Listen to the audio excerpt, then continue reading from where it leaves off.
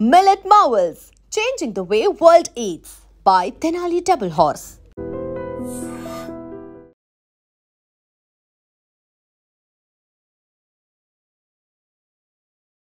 Hi hello నమస్తే welcome back to iDream media.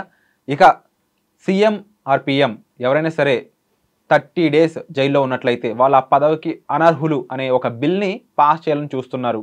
అయితే నిజంగానే ఒక రాజు తప్పు చేసినా లేదంటే మనం పరిపాలించే వాళ్ళు తప్పు చేసినా సరే వాళ్ళకి శిక్ష పడాలి అనే ఒక కాజ్ ఏదైతే ఉందో నిజంగా గ్రేట్ కాజ్ అని చెప్పొచ్చు. బట్ ఇది రియల్ లైఫ్లో ఎంతవరకు పాసిబుల్ అవుతుంది, అంటే ఇండియన్ గవర్నమెంట్ అనేది ఇలా వర్క్ అవడానికి పాసిబిలిటీ ఎంతవరకు ఉంది, ఈ బిల్ పాస్ అవడానికి ఎంతవరకు స్కోప్ ఉంది, ఈ విషయాలపై మనతో చర్చించబోతున్నారు హైకోర్టు అడ్వకేట్ అయిన నరేష్ శంకర గారు. మరి ఈ విషయంపై మీ అభిప్రాయం కూడా తప్పకుండా కామెంట్ సెక్షన్లో మెన్షన్ చేయండి.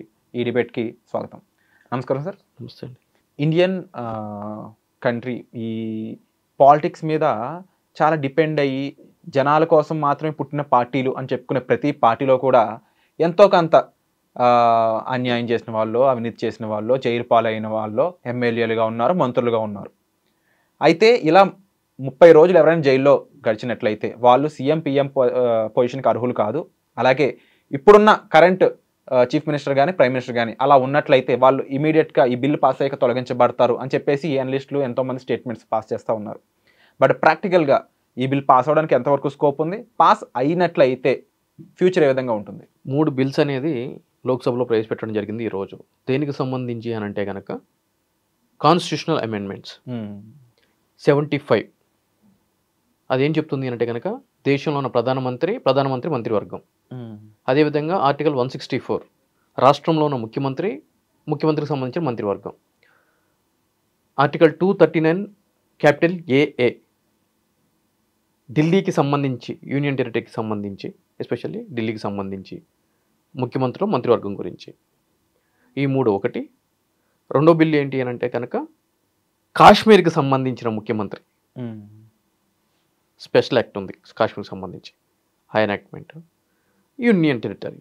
సో ఈ 3 వీటికి సంబంధించిన బిల్స్ ఈరోజు లోక్సభలో ప్రవేశపెట్టడం జరిగింది. దాని ప్రకారం ఏంటి అని అంటే కనుక ముఖ్యమంత్రి కానీ లేదు అనంటే కనుక మంత్రులు కానీ 5 సంవత్సరాలు లేదు అనంటే కనుక 5 సంవత్సరాలకి మించిన నేరాల్లో 30 రోజులు కంటిన్యూగా జైల్లో ఉంటే ఆటోమేటిక్గా 31వ రోజు తన యొక్క మంత్రి పదవి పోతుంది. ఏ విధంగా పోతుంది అంటే కనుక 30 రోజులు రాష్ట్రానికి సంబంధించి ఎవరైనా ఒక మంత్రి 30 రోజులు జైల్లో ఉంటే ముఖ్యమంత్రి సదరు మంత్రిని తొలగించాలి అని చెప్పని గవర్నర్ గారికి నివేదిక పంపించాలి. ఒకవేళ నివేదిక పంపించలేదనుకోండి 31వ రోజు ఆటోమేటిక్గా గవర్నర్ గారు ఆ యొక్క మంత్రిని తొలగించడానికి ఆయనకి అధికారం ఉంటుంది అని చెప్పని ఈ యొక్క బిల్ అని చెప్పడం జరిగింది.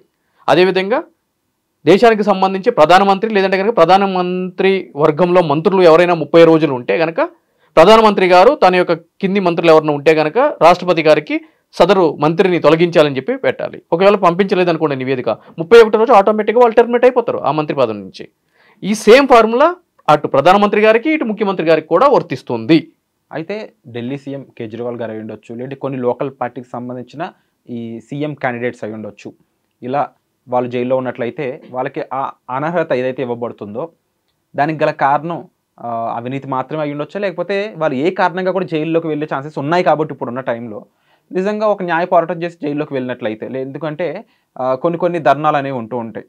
గవర్నమెంట్కి ఆపోజిట్గా ధర్నా చేసిన వ్యక్తి కూడా ప్రజలకు ఇబ్బంది కలుగుతుందని చెప్పి 30 రోజులు జైల్లో పెట్టే స్కోప్ అనేది ఇక్కడ ఇండియాలో ఉంది. ఆ రకంగా ఆ కారణం చేత వాళ్ళు 30 రోజులు జైల్లో ఉన్నట్లయితే మరి వాళ్ళు కూడా అనర్హులు అంటారా? అబ్సల్యూట్లీ. అక్కడ ఏ కారణం చేతైనా కూడా 5 సంవత్సరాలకి మించి శిక్ష పడే అవకాశం ఉన్న ఏ కేసుల్లోనైనా కూడా 30 రోజులు జైల్లో ఉంటే అనేది బిల్లు సారాంశం. 5 సంవత్సరాల పాటు ఉండే స్కోప్ ఉంటే 5 సంవత్సరాల పాటు శిక్ష పడే ఆస్కారం ఉండే నేరము 5 సంవత్సరాలకి మించి శిక్ష పడే ఆస్కారం ఉన్న నేరాల్లో 30 రోజుల లోపల ఉంటే అనేది ఆ బిల్ యొక్క సారాంశం. అంటే మీకు 4.5 సంవత్సరాలు శిక్ష పడే ఆస్కారం ఉన్న కేసుల్లో 30 రోజుల లోపలికి వెళ్ళే అవకాశం ఉండదు, ఉంటే అది వర్తించదు. ఇంకొక విషయం ఏంటి అని అంటే కనుక ఈరోజు సుప్రీంకోర్టు వారి జడ్జిమెంట్ ఉంది. 7 సంవత్సరాల లోపు శిక్ష పడే అవకాశం ఉన్న కేసుల్లో అరెస్ట్ చేయకూడదు. వాళ్ళకి బిఎన్ఎస్ఎస్ 35(3) అంతకుముందు సిఆర్పిసి 41A ప్రకారము నోటీసులు ఇవ్వాలి అని చెప్పాలి. సో కాబట్టి ఈ యొక్క కేసులకు సంబంధించి జైలుకి వెళ్ళే అవకాశం చాలా తక్కువగా ఉంటుంది. రేపటి బిల్లు పూర్తి స్థాయి నివేదిక వచ్చిన తర్వాత మరి ఆ సుప్రీంకోర్టుకి సంబంధించిన జడ్జిమెంట్కి సంబంధించిన తీర్పును కానీ, అదేవిధంగా ఏ యొక్క నేరాలకి స్పెసిఫికేషన్ ఇచ్చి ఏ విధంగా చేశారు, ఈ 35(3) BNSSకి సంబంధించి ఏదైతే కనుక ఉందో దానికి సంబంధించి ఏమైనా అమెండ్మెంట్స్ ఉన్నాయా లేదా అనేది పూర్తి స్థాయి నివేదిక వస్తే మనకి ఒక క్లారిటీ అనేది ఉంటుంది. అంటే ఈ చట్ట సవరణలో చూసుకున్నట్లయితే ఇప్పుడు మీరు చెప్పినట్లు 5 సంవత్సరాల లోపు శిక్ష మాత్రమే పడే నేరస్తులు అయి ఉండొచ్చు, లేదంటే కామన్ మ్యాన్ అయి ఉండొచ్చు, లేదంటే దానికి తగ్గ పర్సన్స్కి 30 రోజులు జైల్లో వేసే స్కోప్ అయితే ఉండదు. ఇన్ కేస్ అలా 30 రోజులు ఉన్నట్లయితే దానికి గల కారణం సో అన్నట్లయితే దాన్ని క్లియర్గా క్లుప్తంగా జనాలకు వివరించే ఛాన్స్ ఎప్పుడైనా ఉందా? స్టేట్మెంట్స్ బయటకు వచ్చే ఛాన్స్ ఉందా, లేదంటే జస్ట్ ఆ బిల్ని పాస్ చేసేస్తారా అంటారా? లేదండి, ఇక్కడ ఏం జరుగుతుంది అంటే కనుక ఏదైనా సరే ఒక చట్టాన్ని చెయ్యాలి అంటే కనుక దాన్ని బిల్లు రూపంలో పెట్టిన తర్వాత 2 సభల్లో ఆమోదం పొందిన తర్వాత ప్రెసిడెంట్ ఆఫ్ ఇండియా వారికి వెళ్ళిన తర్వాత ప్రెసిడెంట్ ఆఫ్ ఇండియా వారు ఆమోద ముద్ర వేసిన తర్వాత మాత్రమే అది చట్టరూపంగా వస్తుంది. సో ఒకవేళ పెట్టిన క్రమంలో అపోజిషన్ వాళ్ళు ఏవైనా కూడా ఆ బిల్లుకు సంబంధించి వాళ్ళ యొక్క ఒపీనియన్ను, వాళ్ళ యొక్క కన్సెంట్ ఇవ్వకుండా దీని మీద చర్చ జరగాలి అని చెప్పి అన్నప్పుడు ఏం జరుగుతుంది అంటే కనుక జాయింట్ పార్లమెంట్ కమిటీ అనేది ఒకటి వేయడం జరుగుతుంది. దానికి సంబంధించి ఏం జరుగుతుంది అంటే కనుక 2 సభలకు సంబంధించి ప్రతిపక్షం అదేవిధంగా అధికార పక్షంలో ఉన్న కొంతమంది ఎమ్మెల్యేలని ఆ కమిటీలో సభ్యులుగా ఉంచి దాని మీద ఒక విశ్లేషణ, అదేవిధంగా ఒక రీసెర్చ్ అనేది చేయబట్టడం జరుగుతుంది. చేసి దాంట్లో ఏం ప్రోస్ ఉన్నాయి ఏం కాన్స్ ఉన్నాయి అని చెప్పి అని ఒక నివేదిక సబ్మిట్ చేసిన తర్వాత నిజంగా వాళ్ళు చెప్పినట్టు దాంట్లో కొన్ని మార్చాల్సిన అంశాలు ఏమైనా బిల్లులో ఉన్నాయి అని అనుకుంటే మాత్రం తప్పనిసరిగా ఆ యొక్క బిల్లుకు సంబంధించిన ఆ మార్పులు చేసిన తర్వాత మరలా ఆ బిల్లును అనేది తీసుకురావడం జరుగుతుంది మళ్ళీ లోక్సభ ముందుకు, అదేవిధంగా దాని తర్వాత రాజ్యసభ యాజ్ యూజువల్ ప్రొసీజర్ ఈ విధంగా ఉంది. అయితే ఇంకొక విషయం ఇక్కడ బయట ఎక్కువ జనాల్లోనూ అండ్ ముఖ్యంగా ఫ్యూడ్ లిస్ట్లో వినిపిస్తున్న అంశాలు ఏంటి అంటే కొంతమంది క్యాపిటల్స్లో కూడా బీజేపీ ప్రభుత్వం ఏకపక్షంగా డెసిషన్ తీసుకునే స్కోప్లో ఇప్పుడు ఉంది. ఈ స్కోప్ని లాంగ్ టైంలో కంటిన్యూ చేయడానికి ఇలాంటి డెసిషన్ తీసుకుంటున్నారు. ముఖ్యంగా ఢిల్లీ ముఖ్యమంత్రి కేజ్రీవాల్ ఇదిగిన అమలైతే ఆయన తప్పకుండా అనర్హులవుతారు. అంతేకాకుండా కొంతమంది స్టేట్కి సంబంధించిన ఇండివిజువల్ క్యాండిడేట్స్ కూడా అనర్హులు అవడానికి చాలా స్కోప్ ఎక్కువ ఉంది. ఇంతేకాకుండా ఈ డెసిషన్ తీసుకోవడానికి మేజర్గా ఏ రీజన్ వెనుకుండి ఉంటుంది? కేవలం ఒక చట్టరీత్యా అర్హులైన వాళ్ళు మాత్రం ఎమ్మెల్యేలుగాను మంత్రులుగాను ఉండాలనే ఒక గొప్ప అంశమే కాకుండా దీని వెనకాల బీజేపీ తన రాజ్యం ఇంకొంతకాలం చలామణి అయ్యేలా చేస్తుంది అని కొంతమంది బయటికి వాస్తవాలు అని చెప్పేసి వాటిని స్టేట్మెంట్స్గా బయటకు రప్పిస్తున్నారు. వాళ్ళ గురించి మీరేమంటారు? వాళ్ళ దృష్టి మీద మీ అభిప్రాయం ఏంటి? ఇక్కడ కొంత క్లారిటీ కావాలి బ్రదర్ ప్రజలకు. ఈ చట్టం ఉద్దేశం ఏంటంటే రూలింగ్లో ఉన్న వాళ్ళు జైలుకి వెళ్తే తప్పించడానికి చేస్తున్న చట్టం తప్ప ఆల్రెడీ ఓడిపోయి మాజీలుగా ఉన్న వాళ్ళు మరలా పోటీ చేయడానికి అనర్హులు అని చెప్పి చేసే చట్టం కాదు ఇది. చాలా క్లారిటీ ఉండాలి. రూలింగ్లో మంత్రులుగా ఉండి ముఖ్యమంత్రులుగా ఉండి లేదంటే ప్రధానమంత్రిగా ఇప్పుడు రూలింగ్లో ఉంటే మంత్రులు రూలింగ్లో ఉన్న వాళ్ళు ఏదైనా కేసుల్లో ఆ విధంగా జైలుకి వెళ్తే, ఫర్ ఎగ్జాంపుల్ కేజ్రీవాల్ గారు ఢిల్లీ ముఖ్యమంత్రిగా ఉండి లిక్కర్స్ కేసులో జైలుకి వెళ్ళటం జరిగింది. 30 రోజులకు మించి ఆయన జైల్లో ఉండటం జరిగింది. అయినా కూడా ఆయన ముఖ్యమంత్రిగానే కొనసాగటం జరిగింది. అదేవిధంగా మనీష్ సిసోడియా గారు మంత్రిగా ఉన్నప్పుడే ఆయన లోపలికి వెళ్ళటం జరిగింది. సరే, దాని తర్వాత రిజైన్ చేశారు, అది వేరే విషయం, కానీ వెళ్ళటం జరిగింది.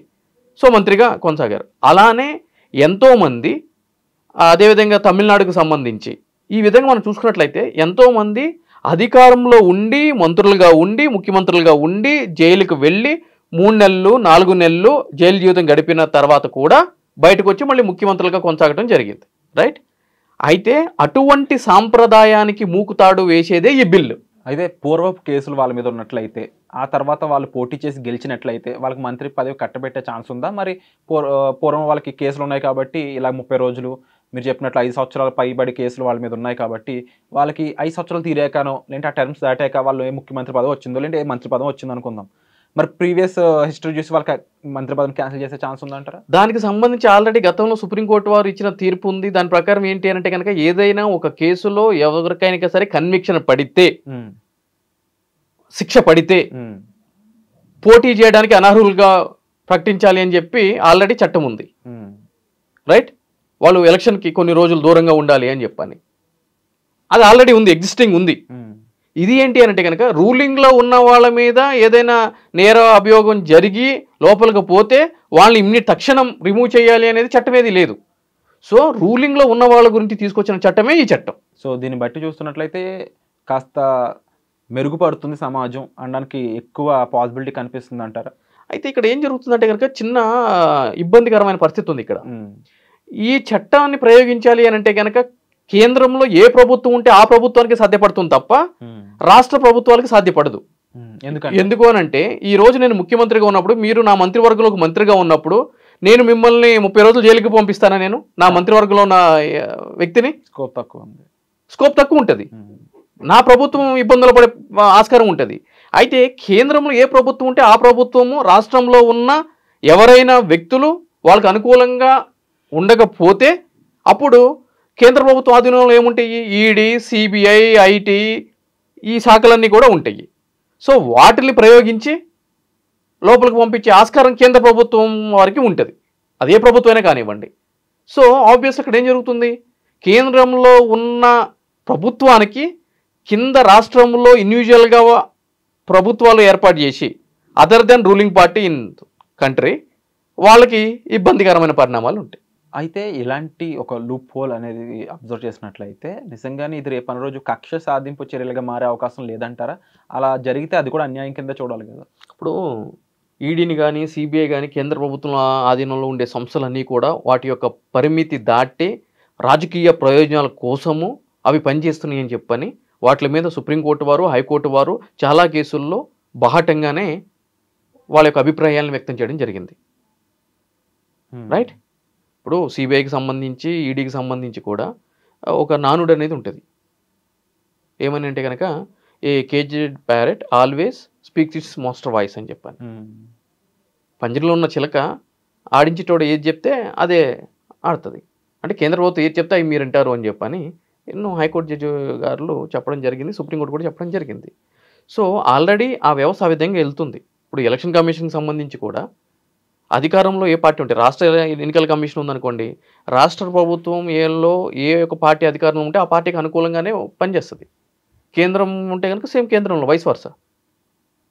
ఆబ్వియస్ ఆ విధంగా జరుగుతున్నాయి కదా, ఇక అనుకోవడానికి ఏముంటుంది దీంట్లో.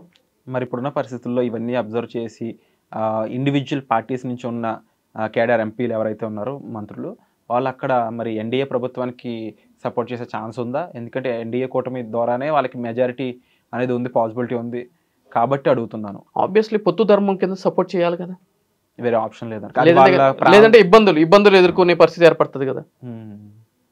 వీళ్ళకి సపోర్ట్ చేయకపోతే ఇబ్బందులు ఎదుర్కొనే పరిస్థితి ఉంటుంది కదండి. సో ఇందులో మంచి అయితే ఉంది డెఫినెట్లీ అని అంటూనే, ఇంకో పక్క దీనివల్ల ఎక్కడో చోట దీన్ని అధికార దుర్వినియోగం జరిగే ఛాన్స్ ఉంది అని కూడా చాలా మంది అంటున్నారు. దాని పాసిబిలిటీ ఉందంటారు. అయితే ప్రతి దానికి కూడా కాయిన్కి రెండు వైపులు ఉంటాయి.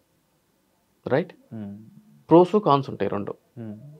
అయితే ఎంత నిబద్ధతతోటి ఈ యొక్క చట్టం తీసుకురావడం మంచి పరిణామం, కానీ టెక్నికల్గా అది పాసిబుల్ అయ్యే అవకాశం లేదు.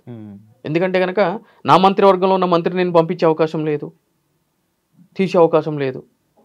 అన్లెస్ అండ్ అంటిల్ అతనికి నాకు ఏదైనా ఇబ్బంది జరిగితే ప్రభుత్వం ఏదో కేసులు ఇనిషియేట్ చేసి పంపించే తప్ప ఇది ప్రతీకార చర్యకి ఎక్కువగా ఉపయోగపడుతుంది అనేది నా అభిప్రాయం. సో విన్నారు కదండి ఈరోజు డిబేట్ అనేది. అయితే ఇందులో చాలా కోణాలు అయితే ఇక్కడ చర్చించడం జరిగింది. వీటిలో మీకు అనిపించిన విషయం ఏంటి, మీరు ఏ విషయం మీద దృఢంగా నిలబడతారు, ఇవన్నీ కూడా తప్పకుండా కామెంట్ సెక్షన్లో మెన్షన్ చేయండి. And thank you so much Naresh గారు, ఈ కోణం మా ముందుకు తీసుకొచ్చినందుకు. And for more videos, please subscribe to iDream. Please subscribe to iDream. Please subscribe iDream. And please subscribe to iDream. For more videos, subscribe to iDream. please like, share and subscribe to the channel. Congratulations, iDream. Subscribe to iDream. Subscribe to iDream. So subscribe to iDream Media. iDream ki iDream team andarki huge congratulations. Please subscribe iDream Media. Please subscribe to iDream. Subscribe iDream. Please subscribe to iDream. I dream అంటే నా కళల channel subscribe చేసుకున్న నోరు తిరుగుతలేదు, మీరైతే గంట గుర్తు కొట్టండి. For more such videos, please subscribe to iDream. Subscribe to iDream. Please subscribe to iDream. Please subscribe iDream Media. Please do subscribe to iDream. Please subscribe to iDream Media. For best entertainment and information, please subscribe iDream. And don't forget to subscribe to iDream.